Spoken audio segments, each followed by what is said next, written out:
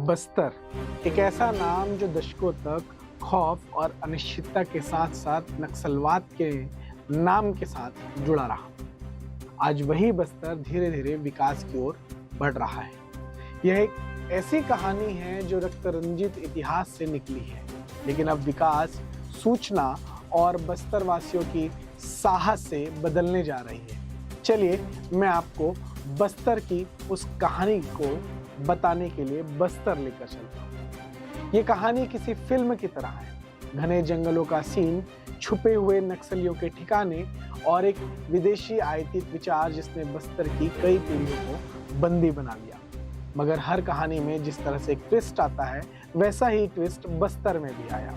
और वो ट्विस्ट था सुरक्षा बलों का ऑपरेशंस, राज्य की सरेंडर नीति और बस्तर में विकास परियोजनाओं की झड़ी।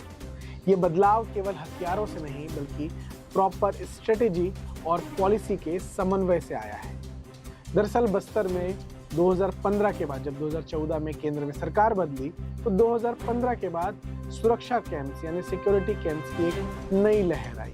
छोटे छोटे और नियमित तौर पर जंगल के भीतर गहरे जो क्षेत्र हैं, जहाँ पर जो नक्सलियों का फ्री जोन हुआ करता था, उनका गढ़ हुआ करता था, वहाँ पर कैंप स्थापित किए गए। हालांकि कई कैंप्स का विरोध हुआ और वो विरोध कहीं न कहीं नक्सली ग्रामीणों को आगे करके करवा रहे थे, लेकिन वो कैंप स्थापित हुए। और इसी सुरक्षा कैंप ने स्थानीय क्षेत्र में फोर्स की पहुंच बढ़ाई और माओवादियों की पैठ को कम कर दिया। यही कदम, जो कई तरह के विश्लेषक हैं उनके मुताबिक, गेम चेंजर साबित हुआ। पर बस्तर सिर्फ एक मिलिट्री की कहानी नहीं है, यह जनजाति परिवारों की भी कहानी है जो दशकों से डर के साए में जी रहे थे। कभी भी नक्सली जहां पर आईडी लगाते थे, स्थानीय ग्रामीण उस आईडी की चपेट में आ जाते थे। कभी उनके पैर उड़ जाता था, कभी उनकी आंखें चले जाती थी, कभी हाथ चले जाते थे और कभी कभी तो ग्रामीण मर जाते थे। और इस तरह की घटनाएं बस्तर में आम हो चुकी थी।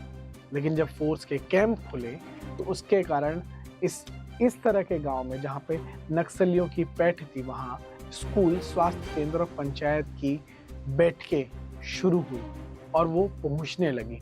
वो उन जगहों तक पहुंचने लगी जहां पहुंचना पहले मौत के समान था। शासन और प्रशासन पर आम ग्रामीणों का विश्वास और भरोसा लौटने लगा और धीरे धीरे अब वो बढ़ रहा है। सोचिए कि जिन युवाओं को कभी प्रताड़ित करके माओवादी अपने संगठन में शामिल कर लेते थे, आज वही सरेंडर करके कह रहे हैं कि माओवाद का विचार खोखला है। जो हाल के बड़े बड़े सरेंडर्स को भी अगर देखें तो समझ आता है कि इस विचार को, इसकी पकड़ को कमजोर कर दिया गया है। दर्जनों दर्जनों कमांडर स्तर के जो नक्सली हैं या सपोर्ट इकाइयां हैं, वो अब लौटकर सामान्य जिंदगी की ओर आ रहे हैं। और ये केवल एक सामान्य हार नहीं है, ये माओवाद का वैचारिक पतन है।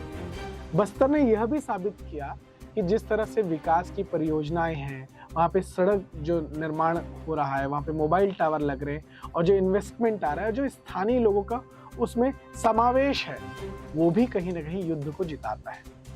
जो नई सड़कें हैं, बेहतर कनेक्टिविटी है, उसने वैधानिक सेवाओं को वहाँ तक पहुँचाया है जहाँ वो पहले नहीं पहुँच पाती थी। इसके कारण जो आम जनजाति ग्रामीण हैं, उनके लिए बाजार से लेकर सरकारी योजनाओं और रोजगार के नए रास्ते भी खुल गए। बस्तर बड़े डेवलपमेंट पैकेज और सड़क परियोजनाओं ने इसे जमीन पर बदल दिया है।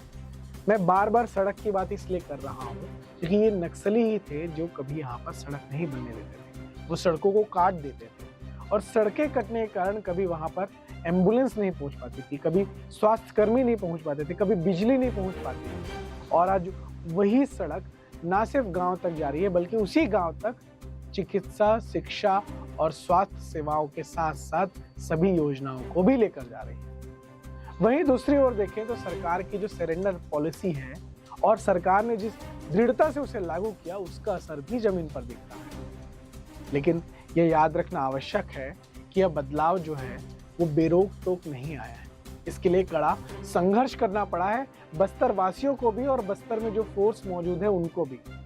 और अगर हम सच में बस्तर को बदलना चाहते हैं तो सिर्फ फोर्स से इसे नहीं बदला जा सकता, सिर्फ मिलिट्री से, सिर्फ पुलिस से इसे नहीं बदला जा सकता। बल्कि शिक्षा, स्वास्थ्य, वैकल्पिक आजीविका भी आवश्यक होगी। गांव में सशक्त पंचायतें और खासकर इसमें महिलाओं की भागीदारी, चूंकि बस्तर में महिलाओं की भागीदारी काफी ज्यादा होती है सामाजिक चीजों में, तो पंचायतों में भी उनकी भागीदारी बस्तर के आगे के रोड मैप का हिस्सा होना ही चाहिए। तभी यह परिवर्तन टिकेगा, वरना यह सिर्फ अस्थायी जीत बनी रहेगी।